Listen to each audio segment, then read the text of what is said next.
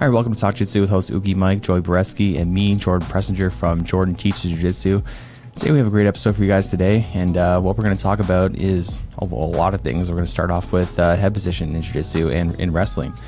So I was filming a wrestling for Jiu-Jitsu course with Joe Preisinger, who's a D1 wrestler, and he really emphasized the importance of using your head, which I found really interesting because I've been using my head so much grappling, like on the ground, and I knew it was important standing, and I used it standing, but not nearly as much as I should have been. So that kind of really cemented into my head that like how important it is to use your head. And yeah, I wanted to go over that a little bit. So one thing that people don't really always realize in the stand-up, and we'll get to the ground too, is that if you have an underhook, for example, if you don't have a head position too, then you have less inside position. So like it's more of an equal position for both of you. And we want to kind of avoid these like equal positions in Jiu-Jitsu, like 50-50 positions. I know Joey loves 50-50, like the leg position itself, but like, you know, positions like, you know, from standing, like not to use your head. I think that people like, yeah, again, they don't realize it and they could use it way more and have more success. So one example is like when you're passing from half guard, I mean, you can control someone's head either with your crossface or your own head. You could either put it on them by framing into them, or you can use your head like on the mat and as a form of a crossface. But these things are almost like separated as like different techniques, and people might wonder what's better to, you know, take a crossface or put your head on the mat. But if you put your head on the mat, you've got access to using your hand, you know, so you've got more tools available to you. And just in general, like I think that like a low posture headquarters by using your head by driving into them is much better than just a high posture headquarters. And for example, like Owen, he was competing on the weekend, and this guy he was competing against he got second at Pans. He was really good. And Owen's like a 14-year-old for those who don't know. And this guy had such a good guard, like so good, and he just had a bit of a hard time passing, which is fine. Like you know, it's good for him to get that experience. He won all the matches by submission, but you know, if he could get lower and use his head at a low posture, all these guards aren't available anymore. You know, they're only available by using but when they're high posture, because you can start controlling their arms for like lassos and stuff like that. And but going low and driving with your head, they don't really have that available. They can't use their legs as much. So I think that's something that's really interesting. And like Joey, like when you pass from headquarters, like do you use your head driving down low, or do you keep your head up high at a high posture, or like how do you what do you think is the best type of headquarters for you? I'm actually like, I used to be a high posture headquarters guy, and I've really started switching in the last like 3-4 weeks to passing a lot lower and using my head. I've been really playing with like body lock passing a lot lately. So like getting more comfortable being low and just driving my head into people. It's something I've always done, but I'm trying to make more of a conscious effort on it. I've always thought like passing was probably the weakest part of my game. So now that I'm actually like focusing on it, it is amazing how much easier it gets to pass people when you can pin them to the mat with your head and then have two free hands to fight. Yeah, exactly. Like I've been doing that just like nonstop lately, and it's funny we're kind of doing it at the same time. Like probably for me, last couple like 3-4 months, really going that low posture headquarters, and I hadn't really even thought about it before. And I was just passing from high, and I'm wondering why people getting grips, and like well, not wondering, just like it's a pain in the ass to like have to pass these guards, but you can like totally bypass these guards just by getting low right away. And which is kind of the objective when you're like passing from half guard. And the advantage of passing from half guard is that you're already chest to chest. And but with headquarters, you're not necessarily chest to chest yet because they have their knee shield in the way. You got to get past that knee. But you know, the closer we can get to the end goal is going to be better, right? So like with that low posture, you're closer with your torso. And then you have all these like options available, like knee slides and stuff like that, or reverse knee slides. And I think if people start realizing the goal in passing, which is not just to pass the legs, but it's to get chest to chest or chest to back. And if they start, prioritizing getting to these like better positions quicker, they'll be easier to get that full position. And for example, with Owen, like all these things were only available to him for his opponent because Owen is so postured up high. So he gets these lassos and these other like kind of more sport guards And, you know, I wanted him to get chest to chest right away. And something I didn't really suggest to him, I didn't really think about it, was like, you know, go low posture. Until after, I was thinking, yeah, damn it, you should like just go low posture headquarters, and that would help so much. And one thing that's interesting too is like these like sport like guards, they're like very modern guards of, you know, like matrix guard and like De La Riva and stuff like that. Like they're cool and everything, but you don't necessarily need them to have success in jiu-jitsu. Like there's just different styles of jiu-jitsu, and it's interesting for him because he rolls with me and I kick his ass, obviously because I'm, you know, bigger and more experienced than his coach. But like I kick his ass in a different way. Like I use different jiu-jitsu to kick his ass. And then, you know, him going with like this more sport kind of or modern type of guard player, it was kind of a good learning experience for him, and something I don't think that he's experienced a ton, because no one really has that kind of style here. And yeah, but it's also a good example of one style not necessarily being better than the other, even if it looks like flashy and cool. It's like, you know, different styles have, you know, different benefits, and just there's just a lot of ways to skin a cat. Like, Owen also has that don't give up, never quit, I'm not gonna stop until I get what I want, you know, drive when he rolls as well. Because I've overheard purple belts and blue belts say like, shit, man, when I rolled Owen last night, like I had to fight for my life. I've heard that from fully grown men that are twice his size. So he's quite the phenom. Well, that's what everyone's been saying lately, just like how much better he's been getting so quickly. Like he's always been good, but like the last like couple months, he's really taken it to a whole new level. And like, what is that? Like, how does someone get there, Joey? How do you think? Like, how does someone go from like pretty good to like really excelling in a short period of time? Do you think there's anything he's doing specifically, or someone could do specifically to kind of excel their progress? That's a hard question. Like, I would love to say, yeah, I think there's like a one size fits all answer, but I think the truth is it's really unique to the individual. Like, I know for me, I was trying to do jiu-jitsu like when I was a white and blue belt.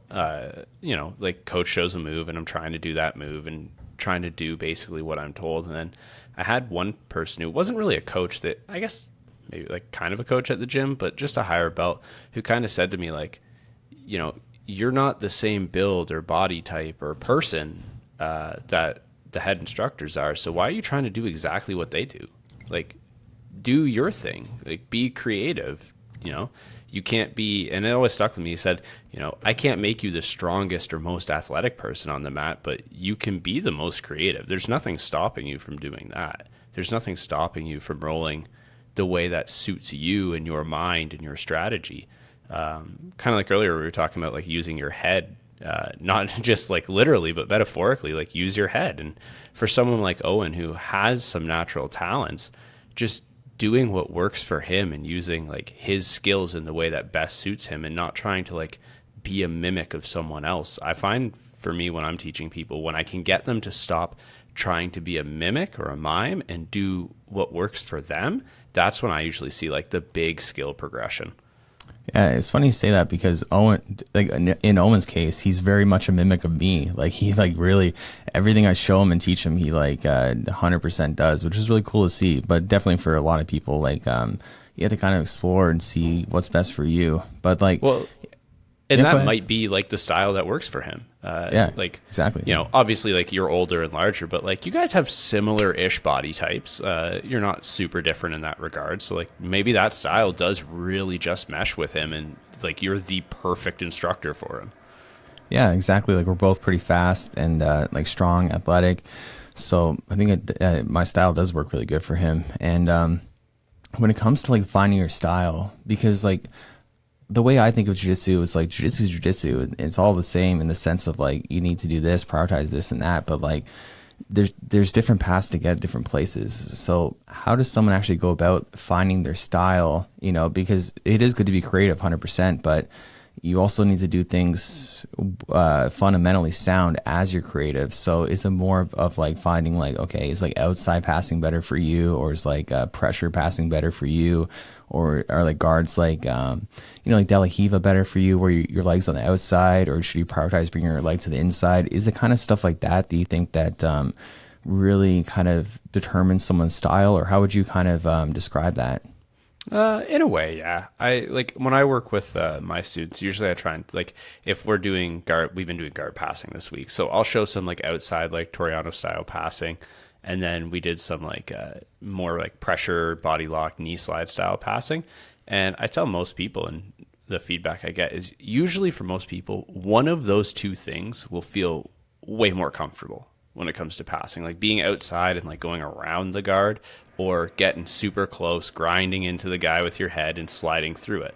You know, some people prefer one or the other. And I always tell them, like, if you prefer outside passing, like, you know, going around and that feels more comfortable for you, more natural, that's probably going to be your style. Most people's style is usually defined by things they like doing. Like anything in life, if you like doing something, you're more likely to practice it, to do it, to research it on your own time, to keep playing it and get better at it. It's very difficult to find someone who hates doing a certain style of thing and force them to do it and get better, because they're not going to want to. And then jiu-jitsu will be less fun. Yeah, no, I totally agree. And I think that a style is almost more important as like kind of intermediate and beginner, to have like certain moves that you're kind of your A game, like that's what you're specifically going for. And then if something doesn't work, you know, you go like plan B and C.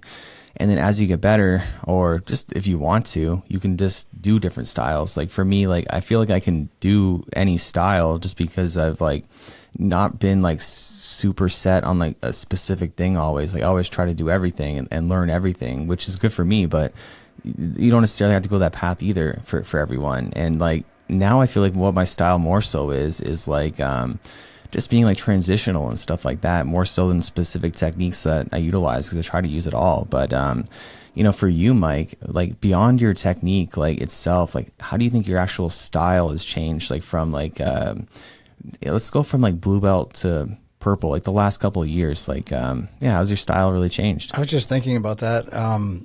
I used to just let people, I'd lay back and play guard all the time. And now I'm trying to go forward and get more of a passing game, because I realize that my passing game is incredibly lower, a lot lower than my guard game.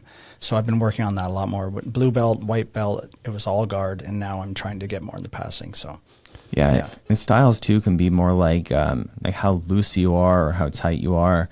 Like, you know, for me, I like to be pretty like loose and not hold people super tight, because I want to, like, I can kind of dictate and predict what they're going to do, and then, you know, make them make wrong decisions. And this thing that Joe Breeza said, like, when I rolled with him, he was saying that like after that, like he felt like he didn't know where I was going to be at any given moment, because I would just transition so much. Like rather than hold him down tight and just try to like, you know, smash him and like prove a point or something like that, like I was transitioning the whole time, and it could have probably submitted him, you know, more if I wanted to, but I wanted to keep it playful, right? But like, you know, certain people, they might not have that, I wouldn't say ability, because that makes it sound like it's a bad thing, but they more like it's just better suited for them to hold on tight. And in their case, it's not like it's proving a point or something like that.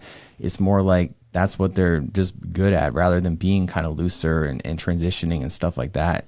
Like, I think that Joey, you're probably more like transitional, kind of like me. And then Mike, you're kind of more like holding people and controlling them more so, again, which is not bad at all. Not bad at all. But no, you're right. You're right. Yeah. Though.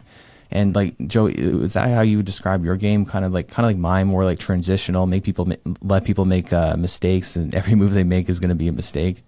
Yeah, it's actually funny. I was having this conversation with a couple of students the other day, like after a class, and they were asking, like, someone asked me something about catching them in submissions, and basically the way I phrased it is kind of like what you did. Like, I'm going to put you in a position, and I'm not going to force anything. I'm not going to like overpower an arm anywhere. I'm just going to let you make a decision. But I mean, I'm sure you're the same way. We're like, we've been doing this long enough that I know from each individual position, there's really only so many things people are going to do.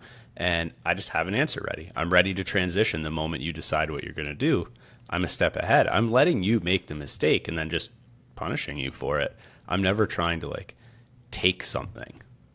Yeah, it's too much work. Like for me, I feel like just like working to take something, you know, I don't want to work hard. I want to work smart. And like, because we've been training so long that we kind of know what people are going to do. Because people ask me like, how do you predict like where someone's going to go? And like, how do you always know like what's happening in the role? But it's like, there's only so many things people can do. And like once you've like been rolling so long, you've kind of like seen it all, and nothing really surprises you anymore. So you just have to, be ready for what they're going to do. So for example, someone's trying to knee slide on you and they have their knee out already, but they don't have an underhook. It's like, what are they going to try to do from here? They might try to backstep into a leg lock, that like, and then you just got to be ready for that. And it's the opposite too. If you're on top and you're knee sliding, you're about to, but you don't have an underhook yet. It's like, what's this person going to try to do? They probably want an underhook, but it's hard for those people to, it's hard for people to know like what was available without rolling a lot or without like watching footage. But I think that's one thing that really helps, like be transitional, because, like Mike, you're purple belt, I'm training a while for sure, but it's got to be less like, I guess, like it's harder to know exactly what someone's trying to do. Where we've been rolling so long, Joey, it's like it's a lot easier. Like like, do you feel like surprised at times when you're rolling, like, oh shit, they went for this, or like, or have you kind of developed that? Me, 100%. I don't have the experience and knowledge that you guys have. I'm not using this as an excuse. I'm older. I can't remember things as well. I've been hitting the head a lot too. And I just can't pick things up as quickly as you guys can. Like where somebody could show you, when the wrestler came in and showed you a move, I'm sure you remember, 99% of what he showed you. I would probably pick up 10% of that. I'd have to go over it and over it and over it. So yeah, I'm not at that level yet where I can do that. So yeah, I do catch myself where I'm like, shit, what are they going to do from here? But then, I'll roll somebody that's less experienced, and I know exactly what they're going to do. It's when somebody's higher level than me or equal level where I catch myself guessing sometimes. Yeah, I think you're being a little self-depreciating. You're pretty smart, Mike, and you can pick up on things pretty fast. But yeah, I know. Yeah, but But like the thing is, like, I don't know, when people like do things that surprise me, it almost like makes me like feel good, like, well, like, wow, like I'm like impressed, like, oh, that was cool. But you just, once you've been rolling so long, you kind of just see it all. Yeah. And I don't know.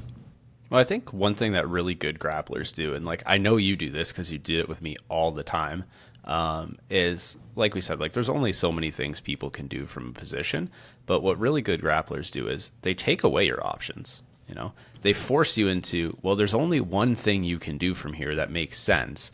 But like you would do this all the time, you get a position and I know like I don't want to turn a certain way because you're going to take the back, but I really have no other option. You've taken away all the other options. So it's either I stay here forever or I have to do the turn, and you're just waiting for it. It's coming and you're ready. Good grapplers do that all the time. They lead you down a path and they go, listen, there's going to be no weird surprises because I'm not letting you do anything weird. I'm letting you go one direction. I know you're going to go there and I'm ready. Yeah, I made a vertical, like a TikTok and YouTube short and stuff like that on that. Like I had someone in North South, and if you have like double underhooks, you can just take one out and then they're going to turn, because what else are they going to do? So when they turn, you take their back, and that's what really it is. That's what it really is a lot of times, like making people turn, because you can only go so many directions. Like I say this a lot in class and whatnot, but you can't go down because the mat's there. You can't go up because gravity. So you can only really turn to the side, and all these escapes require the same thing. You got to turn on your side. Like, there's some like you can invert from north south to get your legs over, and you're kind of going like over, but for the most part you need to go on your side, and people aren't always super prepared for that. Like if you have someone in side control, they start turning on their side. People don't necessarily know how to deal with that. Like, but you have to know that they're trying to get their bottom knee in to regard, and then or their foot, and then come and then get a guard back. But if you understand that that's what they need to do, that's what you need to stop then. And I think a good example of that too is like the importance of knee on belly. So knee on belly is great when you don't have upper body control and side control, and they start turning on their side, because you only have so much available. Like your arms might be like tied up or not fast enough to transition, but your leg, like your shin, can just go on them right away. Like that's what I do all the time. I just pop my shin up, they start turning on their side, boom, shin goes up, I'm in knee on belly, and then you just control them with that. But like I'm ready for it. But yeah, I think people don't always realize what knee on belly is used for, and they just think it's like a position to like squeeze people's guts out and stuff like that, whereas that's actually a practical position. But yeah, things kind of get murky that way, where they just don't really understand. But I think if they did, it would help them a lot. I use it a lot more lately too. Knee on belly, or rather shin on belly. I don't really like to dig my knee into people's guts, and I've been submitted that way as well, where they put their knee in your sternum and then pull up on your collar and sleeve, and you tap out of pure pain. Have I done that to you? I think I have. I think you have. Yeah, I think just once. I definitely have had it done by the higher belts more than once. But I've been using that a lot more lately too. Yeah, that's the thing. It should be called shin on belly, because for the most part it's your shin. Like people, I think it's actually worse to use your knee because it creates more space. But unless it's the gi where you can hold on and drive your knee in, and I only did it to Mike just for fun, Like I'm not being a dick. I don't know. Like I'm not like, oh, I hate you, Mike. I'm driving my knee in. You know what I mean? It's you more only like do it to people you love. Yeah, exactly. We do these things to our friends, but I wouldn't do that to someone regular. And we talk about it all the time, but it's also important because I have had people ask me like, this guy's like driving his knee into my belly. Is he a dick? He's wondering. Well, it's like, I can't, maybe like if you're not friends with him, and he's just trying to hurt you, then maybe he is. But because it kind of gets murky too when we say things like jiu-jitsu's getting soft, but then we're like saying that no, that guy's a dick for doing that, but I don't know. It's I think some things are really nuanced, and for example, like the body triangle. We've talked about it before. I only really do it on my friends or people that I think that like for the submission, or people that are tough enough. Like you can deal with it. You're like a tough dude. Like, well, you can't deal with me squeezing your guts a little bit. I'm not going fast, right? But like using your knee on belly and just driving into people that are like newer or can't deal with it, then that can be a dick move for sure. Yeah, I love the body triangle, but you do definitely have to be careful with some people, especially if you catch it high. Like I know you've talked about before. Sometimes you kind of catch the body triangle over like the floating ribs, and you got to be really careful with some people that you don't squeeze a little too hard and bust a rib or something. But yeah, for the most part, it's a pretty safe move. Yeah, I was going. I don't want to keep going on this, but I was going like slow enough, and he didn't tap, and then his rib hurt, and all of a sudden, some people are saying I'm a dick for doing it, but and you just got to tap to submissions, But yeah, I guess in other news, I hurt my knee the other day, which sucks. But I already had like a pre-existing knee injury from like sparring Muay Thai. I think we talked about it on the channel too. And then I pushed off it. And I planted on it, and then it kind of buckled, so that sucks. And then my shoulder hurts too because I think I have a pinched nerve in my neck. So I haven't been able to sleep. So it's been a little bit rough for me lately, but it's all good. It's just part of it. Like I'm not like severely injured, which is something that I'm always really grateful for. It's like my body's in pretty good shape considering, but this is definitely kind of like a crappy part right now, just going through it. But Joey, how have you been like lately, like injury wise? Is your shoulder getting any better? No. I don't think it's ever going to get better. But hey, I did a push-up for the first time since February. So nice. it handled one push-up, which was, I know it seems really trivial to a lot of people, but just the motion of being able to like push my hands down and have my elbows go back like behind my ribs. I haven't been able to do that on my left side since I hurt my shoulder. So it's a big step for me in like the physiotherapy, but also probably not rolling 6 days a week would have been good physiotherapy, but I'm not going to do that. So it's surprising, I guess, that doing the activity that hurt my shoulder is not fixing my shoulder. Yeah, what a surprise. I mean, what you should do, Joey, well, I think at least, I think you should start doing some kettlebell stuff and some like steel mace. Like that's what I've been doing. Like I kind of ditched like compound lifts altogether, so I don't do like deadlifts and squats and stuff like that anymore. I felt like it was taxing my body too much and making me unmotivated to train. But I started doing kettlebells like 3 weeks ago, and I find them a lot more fun to do, and I also find them just great for jiu-jitsu, because what's great about kettlebells is that it works a lot of different things at the same time. So you build strength endurance, cardio, and mobility all at once, and you're not going to become the best at all those areas from it, but you're going to become like well-rounded of like fitness-wise, and steel mace too. So I think that would really be helpful for your shoulders, especially the steel mace, but all of them, because you're building strength in your shoulder, but also building mobility. So if you just kind of start low, so your shoulder can take it, like not too like a heavy weight, but just something nice, lightweight, and just build yourself up, I think that would help your shoulder. Well, the next step on my physio plan that I got does actually have like 5-pound kettlebells involved. That's literally all my shoulder can lift. Like if I was doing like a lateral raise or something, it can't lift more than like 5 pounds with it. It's not optimal for grappling, but it's slowly getting better. I have the same issue as you, Joey, where I can say I can curl 50-pound dumbbell with my left arm. I can only curl 5 pounds with my right arm. So I gradually, slowly built it back up where it's about 60-40 now. So my left arm is, if anybody stood in front of me, they'd see my left trap. My whole left side of my upper body is way bigger than the right side of my body because of the atrophy that I had from the nerve damage. So I've had the same thing, and I've had it for about 5 years, and it's just starting to get good now. So it's a long road, but if you do the right recovery, you'll do well. Well, with the wide angle lens, it looks the opposite. It looks crazy like with the wide angle lens, but in person, everything on this side is bigger than this side. Yeah. Yeah, one thing I've been doing too is just eating way cleaner. Like I'm not eating any processed food at all, which is kind of inconvenient in a sense because it's way easier to eat like, you know, a protein bar or like whatever it is. But I don't eat rice anymore or oatmeal, and I love oatmeal. But because those are like, they're not super processed, but they are processed still. And I feel like I've gotten a lot leaner already. Like I feel way stronger too, and like I just feel better. So I don't know. I think maybe you guys should try to eat cleaner. Like, what's your guys' diets? Like, I know you're eating keto right now. After the last podcast, I looked at myself and I was like, wow, I look like a real fat fuck right now. My face was huge and it just didn't look like myself. And so I instantly started keto. I've lost 5 pounds in the last 5 or 6 days, and I can start to see my abs again. So I want to lean rate down. So I'm about 157 now, maybe get down to 150. Yeah, see, I don't think you need to. You can do what you want, but I don't think you need to go full keto to like see your abs and feel better. Because, for example, like I eat a lot of honey. Like that's how I'm kind of getting my carbs. Because and from fruit too, like berries and bananas and stuff like that.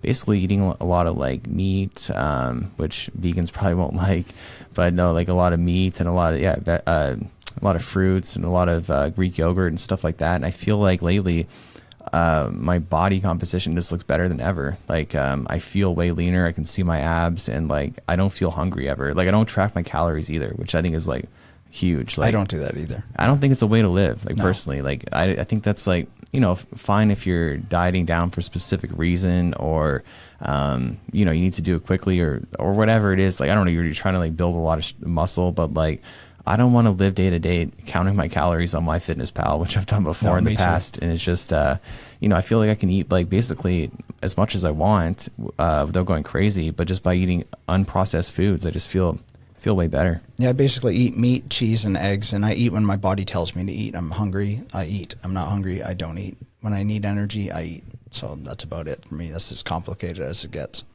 Yeah. What about you, Joe? Well, I am counting my calories right now. I'm trying to drop some weight for the ADCC Vancouver Open that's in 2 weeks from now. So I'm kind of watching the calories and stuff, and the diet's pretty clean right now. But man, I hate dieting. Like I hate it. I hate losing weight. It's awful. Well, what kind of food are you eating? Vegetables, chicken. Damn. Yeah. Yeah, that sucks. That sucks. I'm having a little bit of carbs. I did about 2 weeks of like basically just eating veggies and chicken, and my body started like just having no energy and crashing. So I've added some carbs back in intermittently, and I feel a lot better. Like, I think what's really important for a lot of people when they diet is like, you've got to find what works for you in your lifestyle. You know, I'm not going to preach my diet to anyone else because like my diet works really well for me, but it's for me. You know, when my wife diets to make weight, she uses a completely different meal plan. Like Mike does keto. I've tried keto, didn't work for me. I felt super drained. I feel like garbage. I don't have energy. Everyone's got like different body, different metabolism, different energy requirements. So you got to find what works for you, but generally just like eat healthy foods. If you're trying to lose weight, hopefully burn more calories in a day than you're intaking. Yeah, and yeah, I agree with you. I think that like the best thing to do is just to eat from the fridge as much as possible rather than the cupboard, because that's where all the processed food is. And you know, yeah, there's lots of ways to eat healthy and a lot of ways to skin a cat, but it comes down to eating like nutrient dense, like good food for you. And yeah, it's really important. Like Yeah, I've been feeling good lately. I feel like if people watch like the most recent rolling commentaries, I feel like I'm looking like super jacked compared to like before. Like when I went to Tobago, I lost so much freaking weight from being sick. And if you look at the before and like if you look at a picture there to like now, it's just like night and day. And yeah, it's hard to even look at. It looks so little back then, but no, I'm feeling good now. And I might do an MMA fight. Like, yeah, I got offered a fight October 15th against a guy who's 2-3. So like he's got 5 fights. I've got no fights at pro, and I'm thinking about taking it, but at the same time, it's just crappy timing because I like my knees hurting, my shoulders hurting, and like I didn't have either of these issues like when I told the like my agent that I want to fight, and then he offers me this fight like a day after I hurt my knee. I'm like, oh my god, it's like yeah, it's just shitty timing, but it'll be all right. When's the fight again?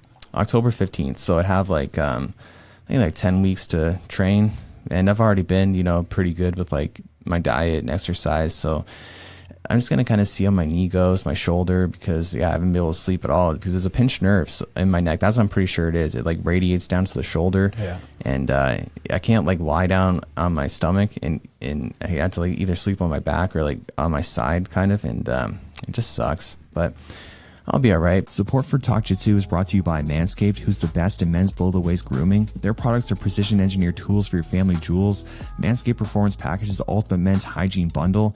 Join over 7 million men worldwide who trust Manscaped with this exclusive offer for you. 20% off and free worldwide shipping with the code JTJ at manscaped.com. If my math is correct, that's about 14 million balls. So what's your experience been with Manscaped? Well, I've used probably a half a dozen different name brand products before, and they're terrible. I've cut myself every time, and these are very expensive, very well named brand products. And with Manscaped, I've never cut myself. Exactly. And you know what I like the most about the Manscaped razor is it has a flashlight on it. And you think that's the best. It's amazing. You think that, it's just this like, feature or whatever, but actually it's kind of like, when you experience a light on your razor, it makes you wonder why no other ones have that too, because this is a game changer. You can just see everything so much easier, even if you don't have the perfect lighting. So that was my favorite aspect of it. I was actually shocked how much better it made too, because I was doing my neckline and everything. I was like, I can actually see where the line should be, right? Because there's a light. It's so simple and so smart. So I really like that from Manscaped. 100%. I thought, is this a gimmick? And then I tried it. I was like, no, this is the way. This is the only razor I've ever had that has a light on it, and it really lights the way to shaving your balls. It does. It makes all the difference. I think a lot of other brands are maybe more towards like your hair or just your beard or something, right? But this is like the full package. So guys, JTJ at checkout, let's go. There's this jiu-jitsu instructor who killed himself because he was having an inappropriate I don't know the exact story because I didn't read the whole thing, but I think he had like some, I don't know, they groomed a student, or he has some pictures on his phone or something like that, and then he got caught, and then he killed himself. And what's interesting too is that I knew the guy because we would talk back and forth on Instagram, and then someone sent that to me, like, hey, you follow this guy, and he sent me the article. I'm like, holy shit, like you don't know who you're talking to online. Like he seemed like a decent guy to me until I found out all this stuff, and then not a decent dude anymore. Like what the hell, man? Like this is mainstream news now. Yeah, you can see on Reddit. Yeah, it's like someone posted it. They posted the article and everything. Like he killed himself. Like took the easy way out. Like why even risk all that?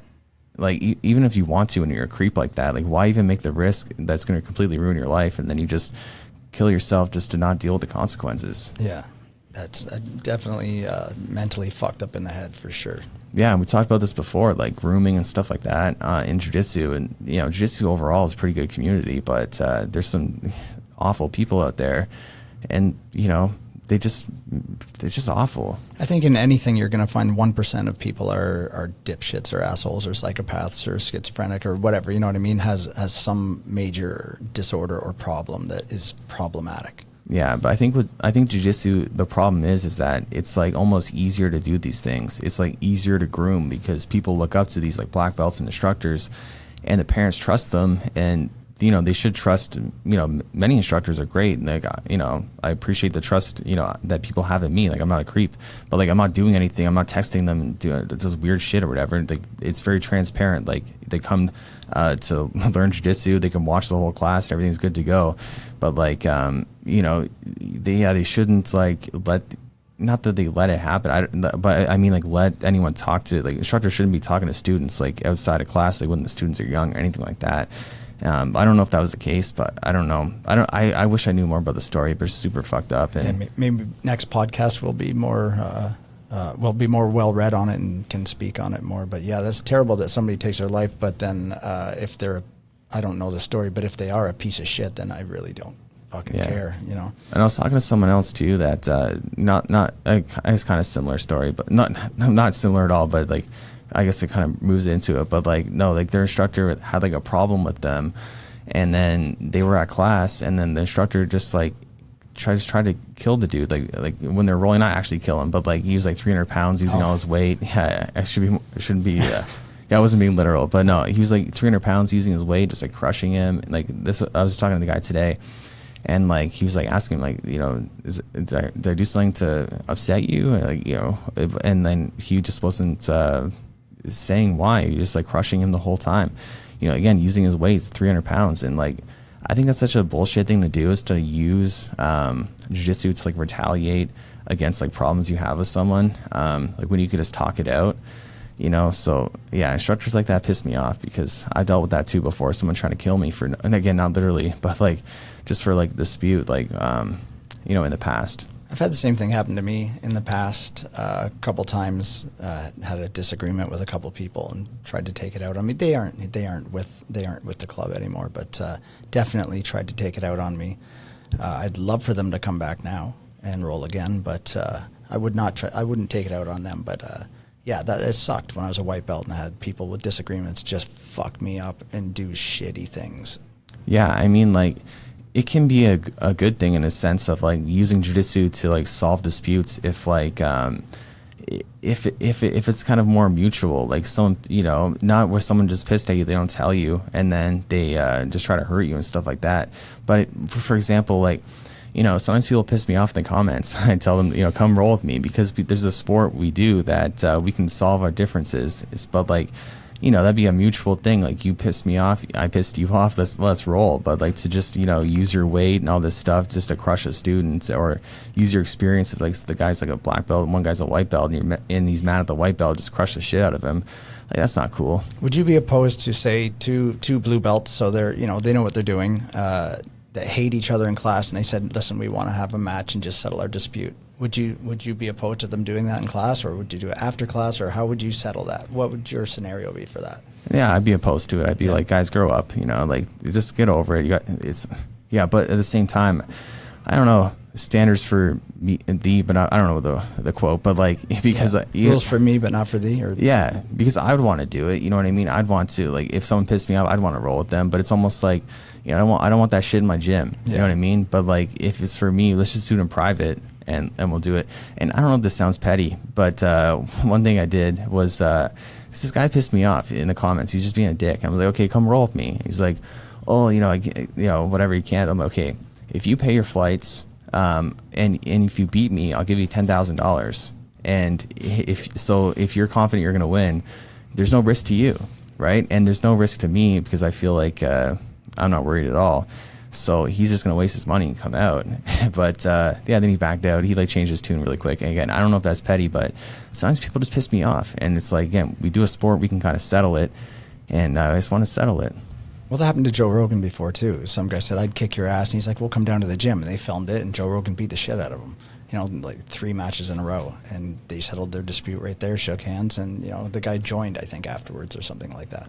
Well, that's the thing. Like, probably after, we're just going to be friends. Like, we could share a common interest. And I think guys, I'm sure girls too, but I think guys are more like this. I think, like, where once you've, like, fought someone, usually the beef is settled. It's like you kind of, like, gain the person's respect. Like, guys are kind of weird that way, which it doesn't really make sense, but that's just the way it kind of works. So you fight and you feel better after. First fight I ever got in, we beat the shit out of each other and we shook hands afterwards, and we've been friends ever since.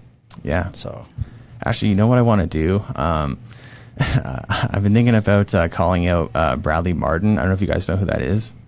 Yes, is he a bodybuilder, like 260 pound guy? Yeah. Thinks he can beat like 150 pound boxers and thinks he can beat Nate Diaz and stuff like that. Yeah, I know who he is, yeah. That's the guy. So I've been thinking about calling him out, not in a mean way. Like, you know, he seems like a nice dude overall. Like, I don't know a whole lot about him, but I've seen him a bit. He seems like a nice dude. But like, just like a nice, you know, friendly challenge match where it's like, okay, you think you can beat smaller dudes with your size? Let's have a street fight. But I'll put no risk to you. I can't punch you. Okay, I can't strike you. I can only use my jiu-jitsu. But you can punch me. You can do what you need to do if you can, and we'll just fight that way. So, like, you know, I'm pretty confident that I'm not going to get hit, and I'll just take him down. I'll choke him or something like that. But you never know. I think that 99%, 99 times out of 100, I'm going to win that no problem, even without striking. But it could be that one time, and that would suck for sure. But they always have a puncher's chance, they say, right? So. Yeah, I mean, there's a puncher's chance, but then when you're skilled and, you know, understand how to not get punched, then it changes a lot. But I kind of, the only thing that reason's kind of stopping me is like, I want to get paid at least, you know what I mean? So I want to get some money if I do that, because it does have some risk to it. So I'd like to get some money, but I don't know how to set that up where I get paid, because I can make the offer, or, you know, I don't know. They have a thing called creator clash, I think it is, where creators do that. You're both creators. I mean, somebody's watching this, probably knows somebody set it up, guys. Yeah, what do you guys think, though? Do you guys think that's a bad idea? No, I think that'd be an awesome idea. Do you think I'd win? Yeah, I think you'd win very handily, yeah. I don't think that would be particularly fair. People who are, and like, I'm not trying to discriminate. I know there are a lot of people who bodybuild who are super nice people, but I think a lot of people think being large and strong means you can fight. Like, you see it all the time, guys who like go to the gym and they can bench press 315 or whatever, and they're like, oh yeah, I could totally beat up like a UFC lightweight. And it's like, no, you can't. You can't do it. You might think you could, and then they say things like, oh, I would just pick them up. It's like, no, you won't. It won't happen like that. It's very different. Like, strength is important, and it definitely makes a difference. Like, if he was just a guy who'd never trained who was 150 pounds, well, then we don't even have to have this conversation. It's just silly. So, like, strength at least makes it a conversation, but the skill is more important when there's that much of a skill gap. Yeah, and I think that, you know, I've always done well against big guys. Like, I think that my style works good against big dudes because I'm fast and I'm also strong. And so the strength advantage, I mean, he will be stronger, but it's not as much as like if I were smaller or weaker. Like, I'm pretty strong for my size. And yeah, you know, I think the challenge would be really interesting if I can't strike at all, but obviously like creates more risk. If I could strike, then I think it'd be like, it wouldn't even be exciting to watch. It would just be really quick. But is he gloved up? Yeah, no, let's just do a bare knuckle. I mean, it's better for me that way because it's easier for me to like go for takedowns and stuff. And I think it'd be more exciting for people to watch too. But yeah, I don't know. Like, this is what I think would happen. I think I would do a good job, you know, staying out of range, not getting punched.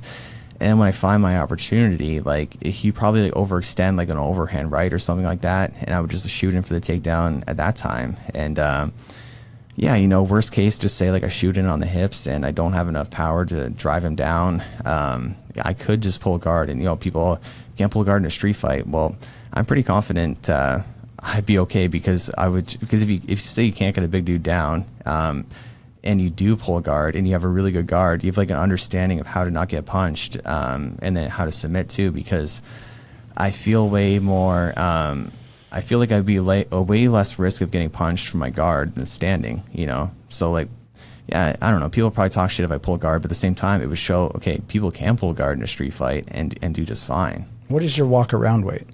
I'm like 185 right now. 185, but you have the legs of a 225 pound guy, and that's not being hyperbolic. Joey can attest to that too. Like, I mean, anybody that's seen Jordan in person, his legs are gigantic, right? So yeah, you do have an advantage over the average 185er, right?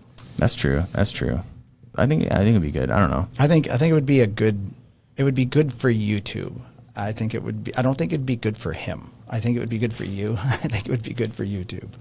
Yeah, you know, if I just want to make money, to be honest, like someone's got to set this up and put some money on the definitely. line. Because I literally watched 2 videos of his yesterday where people were talking, well, not of his, about him, where people were talking about and showing all the clips where he said he would beat Nate Diaz or he would kick the shit out of this pro boxer that was 150 pounds. Well, the pro boxer doesn't walk around at 150 pounds. He walks around probably 165, 170 or whatever, right? So, but he was very confident that he would just pick him up and smash him to death. And the boxer's sitting there, his pro boxer sitting like, no, I would piece you up before it even happened. So I would really like to see this happen.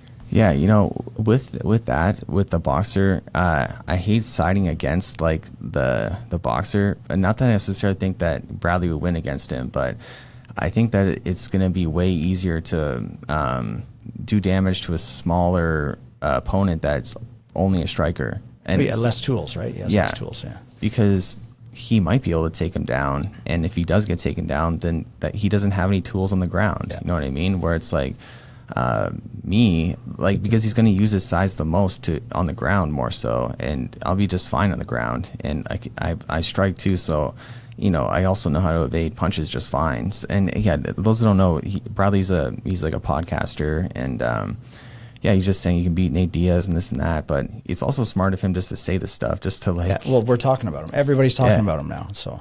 Exactly. Well, that was going to be my question. Do you think he really believes it, or do you think he's saying it because he knows that if he were to get a match with Nate Diaz, he's going to make more money than whatever he's doing now makes him? Yeah, I think that he thinks that he can beat the boxer, and because I think that there is a higher chance for sure, but than Nate Diaz. I don't think he will beat the boxer. I don't know how that would go, because again, he might be able to grab him and then take him down and, you know, just rain down punches. But Nate Diaz, not beating Nate Diaz, like that's not happening. Well, there is a video of him going against a brown belt, which was close to his size, and then a black belt, which was closer to my size, and the brown belt did whatever he wanted to him, and the smaller black belt couldn't do as much as he wanted to him. He didn't. I don't think he submitted him. I'm not sure, but it didn't show that. Yeah. Well, I think that big brown belt, I think he's a judo guy too, from what I heard. Oh yeah. And he's big, you know. Yeah. So I don't think that was a great representation, but I don't think Bradley looked good either. You know, watching that video, I think I was like, that almost gave me more confidence. Like, okay, let's do this. So yeah, if you guys want to see me fight with no punches, I can't punch, I can only use jiu-jitsu, then let's just try to reach out to him or something. I don't know. Let's make this happen. You know, I thought about making like a vertical like in TikTok, like calling you, hey Bradley, you know, but then also being like nice, being like, hey, I'm not mad at you. I just want to like, I think this would be fun. So yeah. It's the most Canadian call out I've ever heard. Yeah. Well, you know, I want people to know my intentions, because I feel so bad someone think I'm like a dick or something like that. I try not to care what people think, but you know, it's hard not to sometimes. But yeah, that's it. What else happened in the jiu-jitsu world? I don't think there's been a whole lot of like jiu-jitsu news going on. No, it's actually like pretty stagnant lately. I just think in general, not like lately, but not even just like lately. I just think in like the last, like since like ADCC, things have just like slowed down completely. Like there's just not much happening. Like no one's really competing against each other, and just it's really stale right now. Does anybody know what's going on with Gordon Ryan? He hasn't competed in a while. You see Nicky Rod competing all the time and the B team competing. You don't see Gordon. I think he's sick still. Yeah. I think that's what it is. He's just sick. A little interesting news we could talk about. Demetrious Johnson signed up for Masters Worlds in the gi.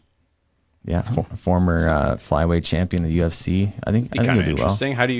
How do you guys think he does? Is he a black belt? Yeah.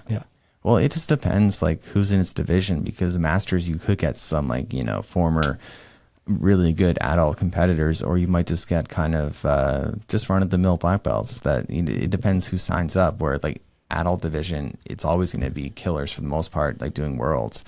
So, yeah, I think he'll do well. Like, he always did good with his grappling in the UFC. Like, he wasn't ever, like, a specialist at anything. He was just kind of like GSP, just, like, good everywhere. So, yeah, I think it'd be fun to watch. Yeah, I asked for like the GSP match, and because like he was looking for a competitor, but I knew the chances of me getting it are super low, because I'm still like a D-list celebrity within within jiu-jitsu and martial arts in general. So he's doing with Demian Maia, but I think that'd be really fun to grapple with GSP. And again, not like I challenge you, I'm gonna kick your ass way, but like GSP's a legend, and to be able to roll with him, especially with people watching, it'd be so awesome. I think it'd be so much fun. I just like seeing like these guys compete. Like why just like if you're a competitor your whole life for like MMA, like why not continue with jiu-jitsu unless you just don't really have the drive anymore. But like it's just a great way to keep that competitive spirit up without having to hurt yourself. But I don't love competing, so like I'm not saying that's what they should do, but if they want to. I'm really excited for that match. Not for the match itself, but like having George St. Pierre and Demian Maia, who are probably more famous worldwide across the entire population than anyone who's actually doing like jiu-jitsu right now. Like having them do a jiu-jitsu match on a platform that hopefully can expose them to people who aren't grappling and jiu-jitsu fans, like it's nothing but good for the sport. So like I think this is really good, and if we see more ex-MMA fighters, guys who are a little famous, start doing this kind of stuff, it could really bring a lot more eyes and popularity and sponsorship money to the sport.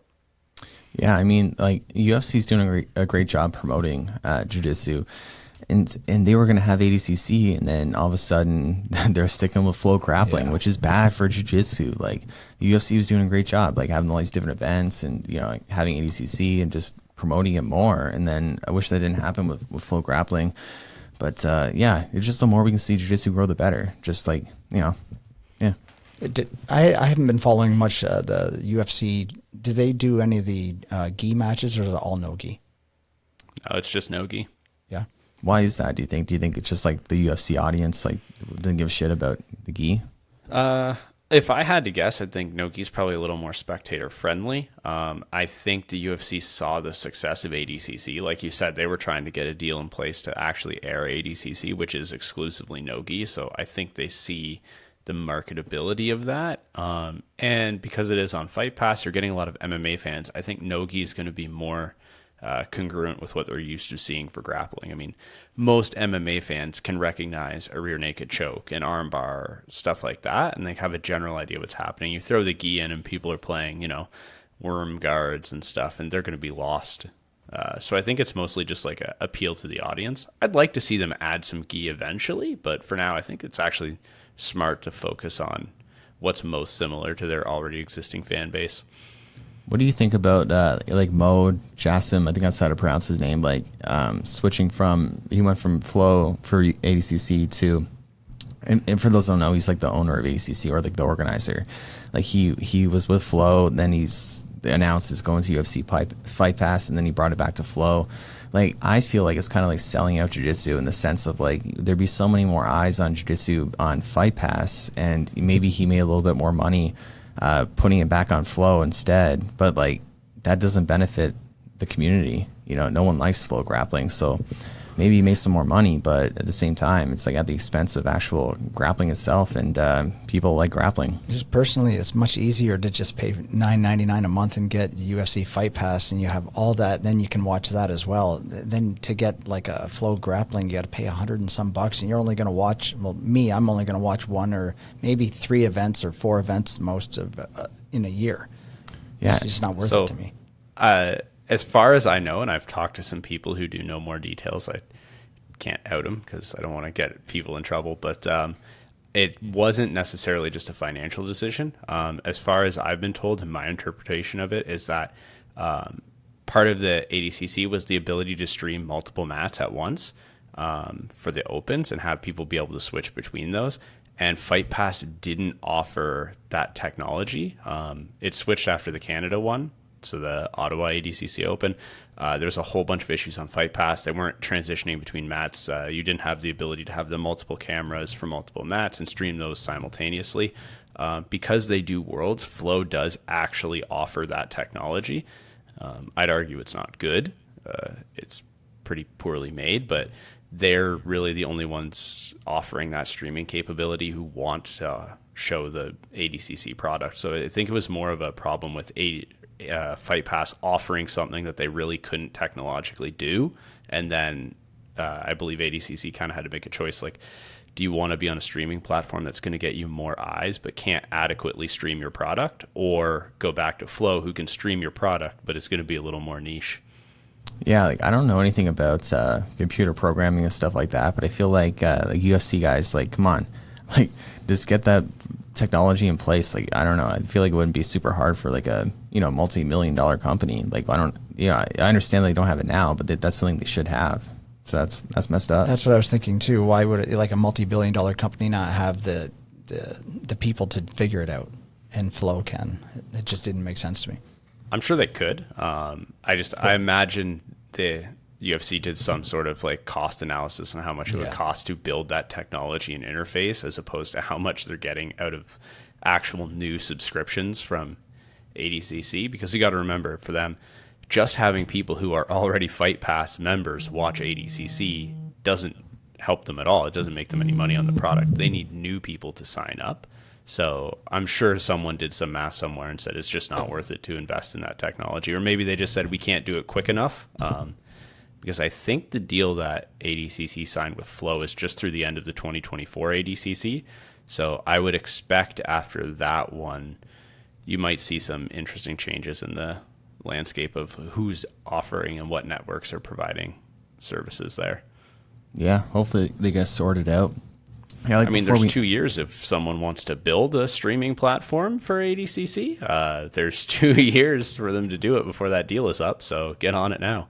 Yeah, can't they just get like AI to do it? Just feel like make this Probably work. Can, yeah. Yeah, honestly. But we're almost at the end of this. One thing I wanted to mention too is we got our first for Limitless. We got our first 1-star review, first one ever. After like 150 5-star reviews, someone they gave us a 1-star review because they tried one class and they felt like it was too much over their head, and they didn't. I don't know. They didn't like it, so that was it. Like, so yeah, it's pretty frustrating because like, jiu-jitsu is a complicated sport, and you're not going to get like good after one class. And they kind of came in with like a almost like not very what's the word, like, I don't know, like open mindset.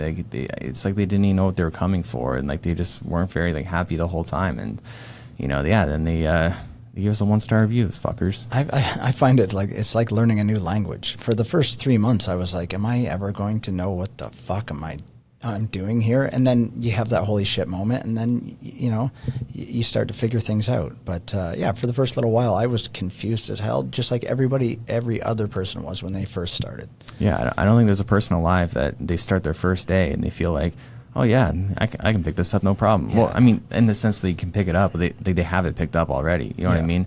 I think especially if you don't really know what you're getting yourself into, like if you don't even know anything about Brazilian Jiu-Jitsu, and then you sign up for a class, which has happened. Like people sometimes they sign up for the trial class and they know nothing about it, and you can just tell that they're like a little like uncomfortable with like touching and stuff like that. They don't know what they think it's like karate or something like that, but going into it.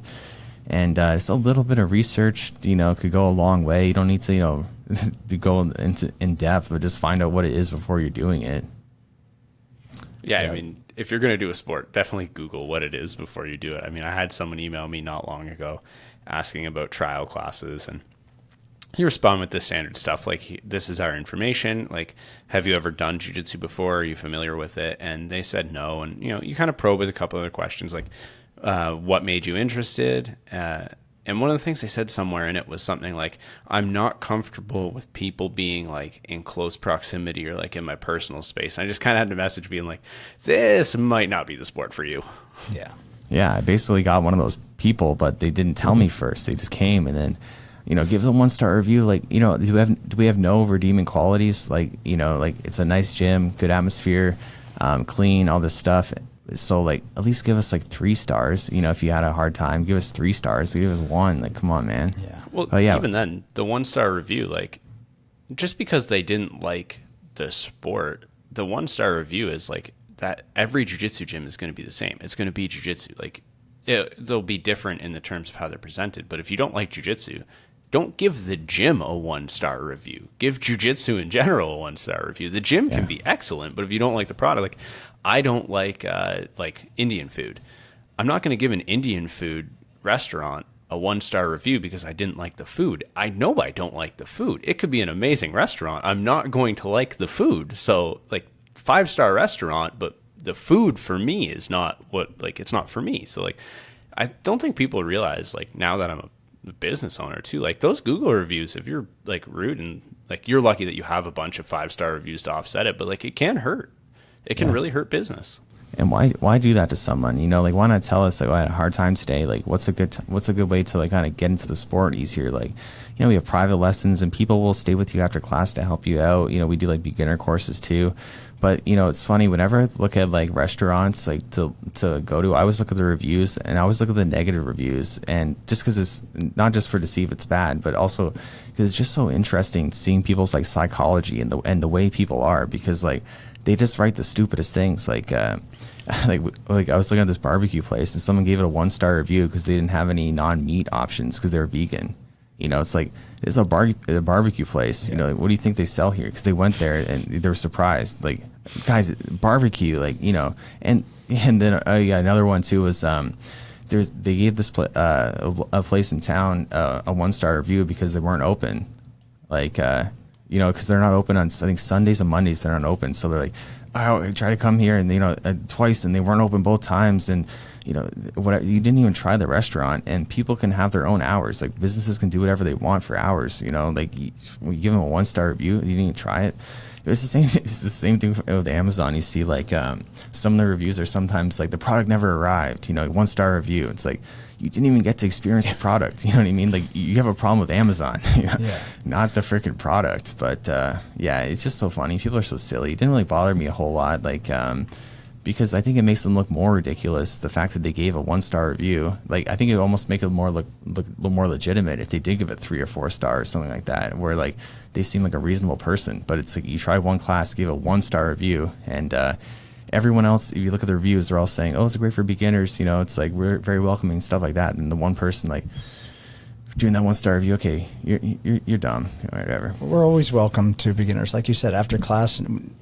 Not even private lessons. We will stay with people for a half an hour after class and just give you basically a private lesson for free, just to kind of welcome you into to see how to start in jiu-jitsu. So you're not so like you know, blown away by it, you know, and don't know what to do. We will do it. People do that for free. We say all the time for people. Well, I think also when you come in like not looking very receptive or happy, like, people aren't going to like want to like do that as much for you. Like, if you just like you just seem like you don't even want to be here, it's like, it's awkward to do that. And people, you know, people at our gym would do that no problem. But like, yeah, if you just come in like super non-receptive, you know, you create your own reality. So like, you're not having a good time, but you're like doing that to yourself almost. Like, you're creating that bad experience for yourself, and then it's like, we never had a chance to even let them have a good time. So, and on a positive note, we had a guy stop in twice from another gym. I can't remember the name of the gym that he was at, but when he came here, he was just blown away, like, by how nice and how great everything was, and that we didn't charge a drop-in fee. That was like, really? I don't have to pay it? I said, no, dude, you just come on in. Let's roll. Welcome to the club. And he was just blown away by it. He loved it. He said everything was amazing. Yeah. I thought about like last night, like asking like on Instagram, like, anyone that's ever been to the gym, do you mind writing us a review to kind of, you know, it's like just good to have more good reviews now to like filter that one. But I know there'd be some trolls. For sure. You know what I mean? There'd be some trolls giving 1-star reviews, and like, okay, I'm glad I did not do that, because yeah, people are messed up, man. But anyways, yeah, I hope you guys enjoyed this episode. I think it was pretty fun, you know.